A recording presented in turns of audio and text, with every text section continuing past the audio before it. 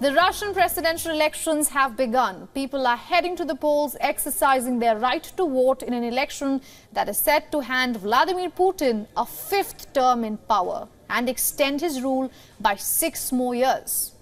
Even though the result is not in doubt, as Putin has no credible opponent, ballots will be cast over 3 days. Voting will continue until Sunday across the country's 11 time zones. From the far eastern regions near Alaska to the western enclave of Kaliningrad on the Baltic coast and its 88 federal subjects, including parts of occupied Ukraine illegally annexed by Russia after it launched its full-scale invasion more than 2 years ago. Russians can also vote online. This is the first time the option has been used in a presidential contest. According to the authorities, more than 200,000 people in Moscow did so soon after the polls opened. Russia's far eastern Kamchatka region also took part in the experimental electronic voting.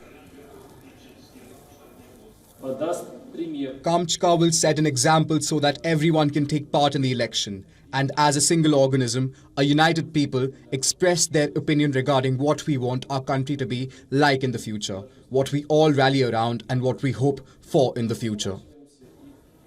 In the Russian city of Vladivostok, residents were seen posting their ballots at a polling station. Vladivostok is a major port city near the borders of China and North Korea.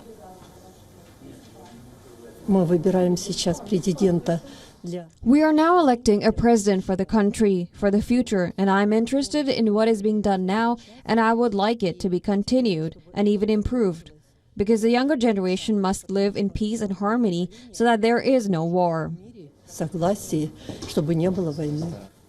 Voting is also taking place in parts of Ukraine that are now being controlled by Russian forces. Now, these are the visuals of displaced Avdiivka residents casting their ballot in presidential election in Russian-controlled Ukraine.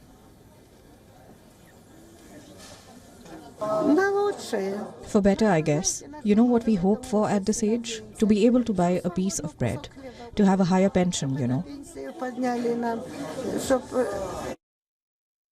Ukraine says it will not rest until it has ejected every last Russian soldier from those annexed territories. NATO chief also said that any attempt to organize elections in occupied regions would be illegal.